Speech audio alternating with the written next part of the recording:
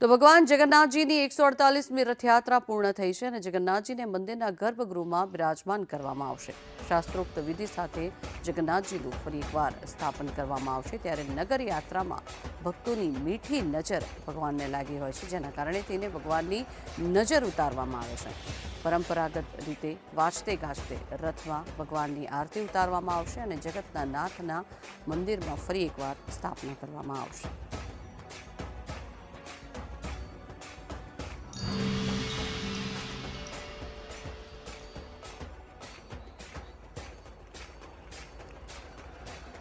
तो भगवान जगन्नाथजी ने તેમના ભક્તોની મીઠી નજર લાગતી હોય છે, કારણ કે ભગવાન જ્યારે નગરચર્યાએ નીકળે છે, નગરજનોને મળવા માટે નીકળે છે, ત્યારે વૃદ્ધો હોય કે પછી બાળકો હોય, ભગવાનની એક નજર માટે આતુરતાથી તેમની રાહ જોતા હોય છે।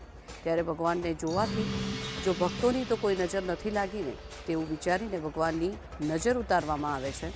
રથમાં જ બિરાજમાન ભગવાનની પહેલાં આરતી ઉતારવામાં આવે છે અને ત્યારબાદ નિજ મંદિરમાં ભગવાનની પ્રતિમાને ફરી પુનઃસ્થાપન કરવામાં આવે છે। ત્યારે શાસ્ત્રોક્ત વિધિ સાથે જગન્નાથજીનું સ્થાપન ફરી એકવાર રથયાત્રાના બીજા દિવસે સવારે કરવામાં આવતું હોય છે, જેને લઈને ભક્તો અત્યારે ખૂબ જ મોટી સંખ્યામાં જગન્નાથજી મંદિર ખાતે ઉમટી પડ્યા છે।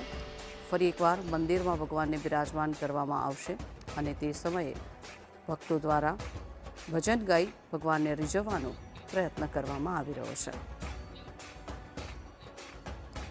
આજ અંગે વધુ માહિતી મેળવીએ। સંવાદદાતા દિવ્યા આપણી સાથે જગન્નાથ મંદિરેથી જોડાઈ ગયા છે।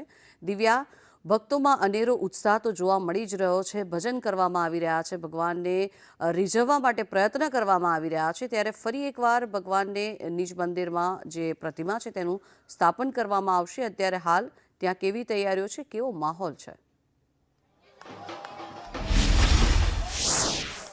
જંખના જગતનો નાથ નગર યાત્રા તો કરી લે છે, પરંતુ લોકવાયકા પ્રમાણે તેને રાતવાસો છે તે મંદિરના પ્રાંગણમાં જ કરવો પડતો હોય છે અને ભગવાન ક્યાંય એકલા ન પડે તે માટે વહેલી સવારથી જ અને રાતથી ભક્તોનું ઘોડાપૂર છે તે ભગવાન પાસે રહેવા આવતું હોય છે। અને એક જ દિવસ એવો હોય છે કે જે ભગવાનની સાથે રાત વિતાવવાનો, સાથે રહેવાનો એક વારો આવતો હોય છે ને એ જ ભગવાનની સાથે રહેવાનો ભક્તો ક્યારે એ લાહવો છે તે ચૂકતા નથી। અને જ્યારે હવે ભગવાનને વિધિવત રીતે શાસ્ત્રોક્ત વિધિ પ્રમાણે, શાસ્ત્રોક્ત મંત્ર પ્રમાણે ભગવાન જગન્નાથજીને રથમાં બિરાજમાન કર્યા હતા, તે જ પ્રકારે હવે ગર્ભગૃહમાં તેમને પ્રવેશ આપવામાં આવશે, સ્થાપન કરવામાં આવશે। પરંતુ ભક્તોની મીઠી નજર લાગી જતી હોય છે અને ભક્તોની મીઠી નજર ઉતારવામાં પણ આવતી હોય છે। ભક્તોની મીઠી નજર ઉતાર્યા બાદ ભગવાન જગન્નાથજીની આરતી બાદ ભગવાનના અંદર મંદિરમાં જે વાજતે ગાજતે તેમનું સ્થાપન છે તે કરવામાં આવતું હોય છે। વૈદિક મંત્રોચ્ચાર સાથે અહીંયા ભગવાનની આરતી અને નજર ઉતારવામાં આવી હતી અને જે બાદ અહીંયા વાજતે ગાજતે ભગવાન જગન્નાથજીને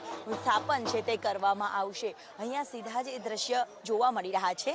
સાથે જ ભગવાન જગન્નાથજીને લઈને અત્યાર વહેલી સવારથી જ દર્શનનો લાહવો લેવા માટે ભક્તોનું ઘોડાપૂર છે તે ઉમટેલું જોવા મળી રહ્યું છે। જ્યાં નજર કરો ત્યાં સમગ્ર મંદિર પરિસરમાં જય જગન્નાથનો નારો છે તે સંભળાઈ રહ્યો છે અને જગતના નાથની હવે આરતી છે તે ઉતારવામાં આવી રહી છે। અહીંયા દ્રશ્યમાં જોઈ શકાય છે કે ભગવાન જગન્નાથજીની આરતી છે તે વૈદિક મંત્રોચ્ચાર સાથે ભગવાનની પહેલા તો નજર ઉતારવામાં આવી અને જે બાદ ભગવાનની આરતી છે તે કરવામાં આવી રહી છે અને ભગવાનની આરતીનો લાહવો છે તે સૌ કોઈ લઈ રહેલું નજરે પડી રહ્યું છે। સાથે જ પહેલી વખત જે તમામ જે વિધિવત કરવામાં આવતી હોય તે ભક્તોની સાથે કરવામાં આવતી હોય છે અને એ જ લાહવો લેવા માટે, એ જ નજર કરવા માટે ભક્તો છે તે અહીંયા મંદિરમાં પહોંચતા હોય છે। સાથે જ એ દ્રશ્ય અહીંયા આરતી ઉતારતા નજરે છે તે સામે આવી રહ્યા છે। ભગવાનના જગન્નાથજીની આરતી નજર ઉતારવામાં આવશે અને જે બાદ ભગવાનને વાજતે ગાજતે ગર્ભગૃહમાં સ્થાપન છે તે કરવામાં આવશે અને તે બાદ ભગવાન જગન્નાથજી રાજાધિરાજ સ્વરૂપે નગરજનોને દર્શન આપશે। તે પહેલા જ ભગવાનની અહીંયા નજર ઉતારવામાં આવી અને જે બાદ અહીંયા આરતી છે તે યજમાન પરિવાર દ્વારા ઉતારવામાં આવી છે અને વાજતે ગાજતે જગતના નાથની આગતા સ્વાગતા છે તે કરવામાં આવી રહ્યા છે।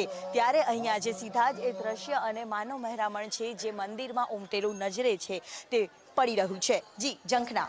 જી આભાર દિવ્યા સમગ્ર માહિતી બદલ। તો ત્યાંનો ત્યારે માહોલ ભક્તિમય અને ખૂબ જ આનંદમય માહોલ અત્યારે જગન્નાથજી મંદિરે જોવા મળી રહ્યો છે। ભક્તો નિજ આનંદમાં આવી ગયા છે અને ભગવાનને ફરી એકવાર નિજ મંદિરમાં બિરાજમાન કરવામાં આવશે।